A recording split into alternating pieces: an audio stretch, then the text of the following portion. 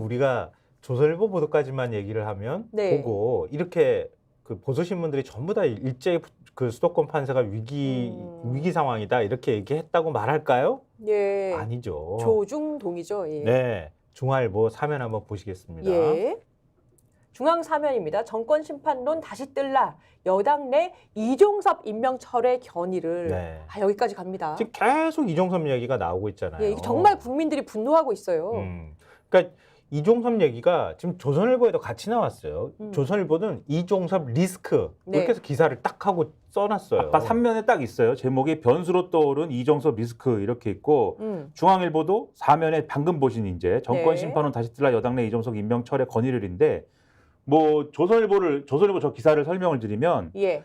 이것도 국민의힘 수도권 출마자들 사이에서 이종섭 전 국방부 장관의 주 호주 대사 임명이 총선 민심에 악영향을 미치고 있다는 말이 나오고 있다. 이렇게 표현을 되고 있어요. 그리고 예. 사실 나경원 전 의원 같은 경우에는 어제 CBS 라디오에서 이 얘기를 했습니다. 대통령실이 이 전 장관 대사로 임명하는 과정이 매끄럽지 않았다는 부분은 매우 안타깝게 생각한다. 이 사건 수사는 철저히 이루어져야 된다라고 했다는 건데 이 대목이 이 기사에 포함이 돼 있고요. 그다음에 윤희숙 의원 있지 않습니까? 네. 서울 중성동갑 후보인 윤희숙 전 의원은 본지 통화에서, 본지는 조선일보죠. 야당이 연일 이 대사 문제를 공세적으로 제기하고 있어 여당의 부정적인 민심으로 반영될 가능성이 크다고 진단했다는 거고, 서울에 출마한 한 후보는 거리 인사를 나갔더니 한 유권자가 이종섭은 어떻게 할 거냐고 따져 묻더라. 공수처의 무리한 수사라고 해도 총선 후에 내보냈어야 하는 게 아니냐. 예. 이렇게 말하더라. 이렇게 보도를 하고 있는 거고, 여기서 근데 이 기사에서 또 제가 재밌게 본 게 공수처 관계자의 말이에요. 임명 사실을, 이 대사에 임명한다는 사실을 언론을 보고 알게 돼서 황급하게 조사를 준비했다. 예? 그거를 관계자가 얘기를 했다고요?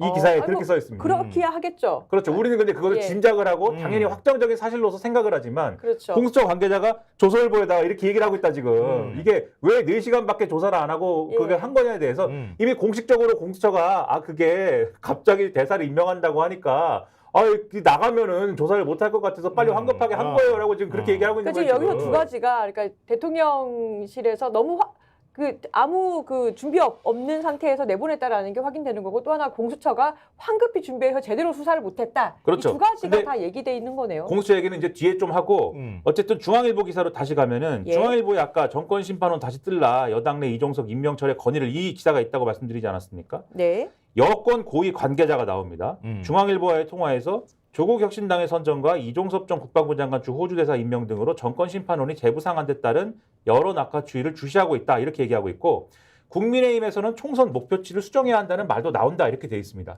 그러니까 총선 목표치라는 거는 어느 정도 희망이 반영되기도 하고 또 나름대로 어쨌든 현실적인 부분도 반영하고 이래가지고 정하는 거잖아요. 네. 근데 현재로선 비례대표 포함 120석 획득이 현실적 목표라고 당 관계자가 얘기했다는 거예요.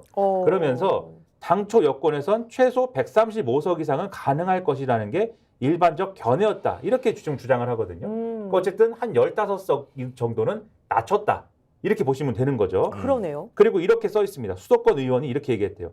민주당 공천 잡음에 실망한 야권 지지층의 시선을 외부로 돌릴 수 있는 출구를 정부가 만들어준 셈이다.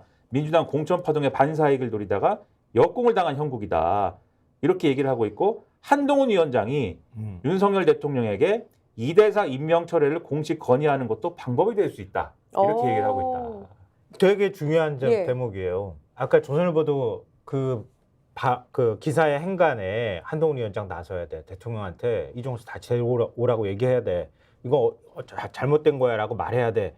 라고 지금 계속 얘기하고 있는 거잖아요. 네, 네. 지금 보수신문들이 다 일관되게 그 얘기를 하고 있는 거예요.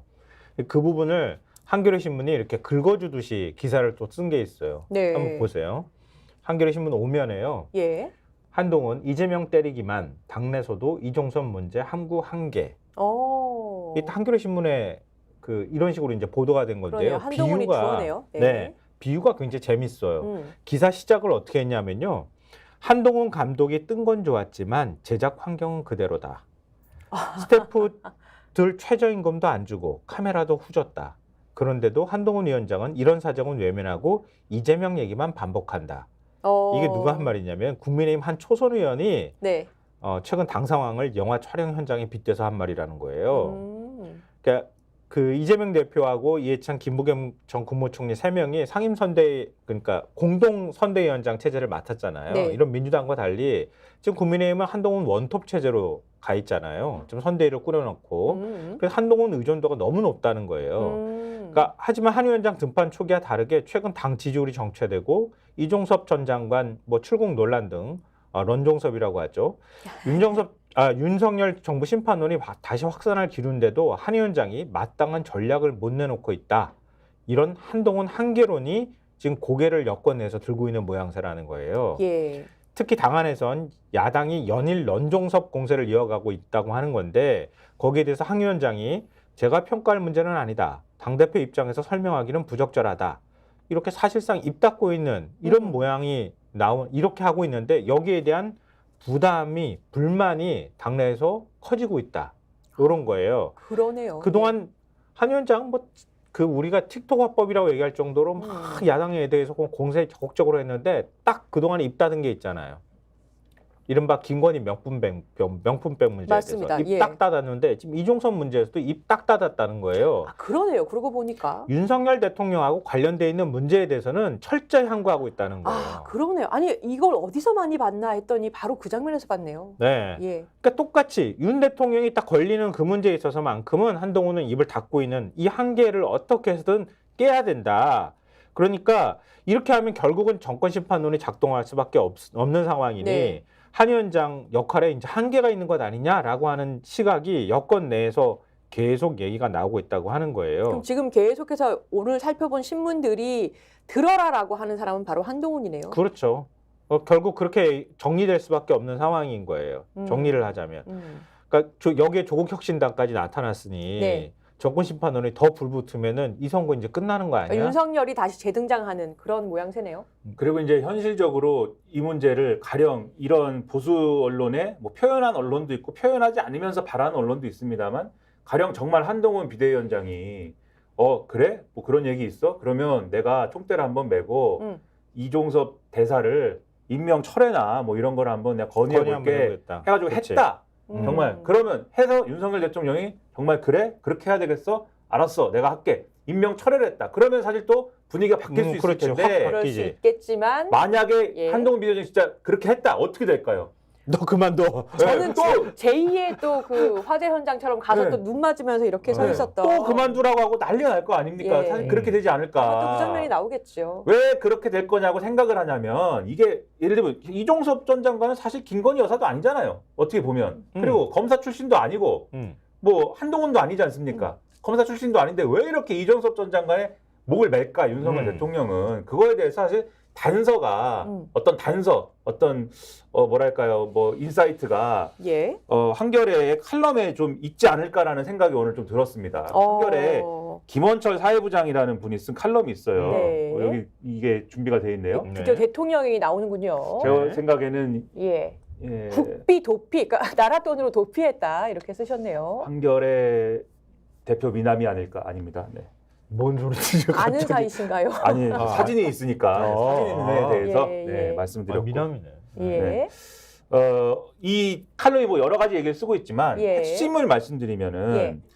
이 박근혜 전 대통령 얘기를 해요. 헌정사상 첫 대통령 탄핵에 서막에 열었던 사건.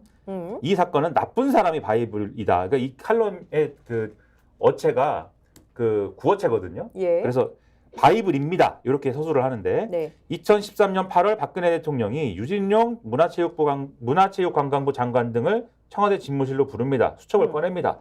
문체부도 아무개 국장과 진 안무개 과장의 이름을 거명합니다. 그리고 덧붙입니다. 나쁜 사람이라고 하더라. 문제의 바로 그 누군가에게서 들은 말을 근거로 주무장관에게 소속부처 국과장 경질 인사를 지시한 것입니다. 다음 달 문화체육관광부 체육국장과 체육정책과장은 경질됩니다. 이 얘기를 해요. 네, 네. 그러면서 뭘 얘기하냐면 이걸 박영수 특검팀이 범죄로 판단하고 직권남용 및 강요 혐의를 적용을 했다는 거고 이게 법원에서 유죄로 인정이 됐다는 겁니다. 맞아요. 예. 그렇죠? 예. 이 사례를 기억하시죠? 예. 그랬죠. 그런데 이 얘기를 왜 하냐면은 지금 이종섭 전 장관을 호주 대사로 임명하는 과정이라는 게 그간의 외교 관리와 상식을 뛰어넘는 거 아닙니까? 그리고 법무부가 출국금지 해제한 것도 그간의 수사의 관례와 상식을 뛰어넘는 것이죠. 네. 그러면 이것에 대해서 앞서의 사례의 이 맥락으로 해석을 해본다라고 하면은 아마도 이 결정과 판단의 과정에는 직권남용 및 강요 혐의를 받을 만한 발언, 지시, 보고가 상당하지 않겠느냐라고 추정할 수 있지 않겠느냐. 네, 이 칼럼에서는 네. 그렇게 보고 있는 건데 네. 근데 이걸 가장 잘하는 사람이 누굽니까? 그 당시에 수사를 했던 윤석열 대통령이다. 여기 이렇게 써 있어요. 윤석열 대통령은 예, 대통령 범죄 전문가입니다. 예, 대통령 범죄 전문가입니다. 예. 대통령을 수사했던 사람이니까. 그러네요. 몇 안 되는 대한민국에 몇 안 되는 그쵸. 사람이에요. 대한민국 역사상 그만큼 현직 대통령의 범죄에 정통한 이는 없습니다. 대통령의 어떤 지시가 어떤 식으로 전달돼 어떤 결과를 낳았을 때 어떤 범죄 혐의가 적용될 수 있는지 본능처럼 그의 온몸에 새겨져 있습니다. 전 국방부 장관 이종섭을 호주 대사로 보내라. 전문가인 그가 위험을 무릅쓰고 이런 지시를 내렸다는 점에서 이 사건은 나쁜 사람이라고 하더라만큼 징후적입니다. 이 칼럼이 가리키는 바는 예. 대통령은 이게 결국 어떤 의미인지를 알기 때문에 그리고 이 칼럼에 담기진 않았습니다만 더 확장하면 예. 세상경 사건에서도 비슷한 어떤 그런 맥락들이 있을 것으로 우리가 추정할 수 있기 때문에 사단장까지 처벌하면 어쩌나. 그래서 이런 일이 벌어진 거고 그래서 이런 일이 지금 벌어진 것에 대해서도 제대로 대응하지 않는 것이다 라고 볼 수 있다는 거죠. 그러니까 이 모든 이 사태의 화살 끝이 어디를 올 건지를 윤석열 대통령이 알고 있기 때문에 알고 있을 가능성이 굉장히 높기 때문에 이 모든 사단이 벌어지고 있는 것이다. 대통령 수사 전문가가 대통령이 된 후에 또 수사받을 수 있다고 하는 걱정을 하고 있다. 이렇게 정리할 수 있는 건데 그런 칼럼이 그러면 스픽스는 말하는 언론입니다. 대세는 유튜브, 그중에서 스픽스. 좋아요, 댓글, 구독, 알림 설정. 여러분이 저희를 사랑해 주시고 우리가 여러분을 사랑하는 4가지 방법입니다.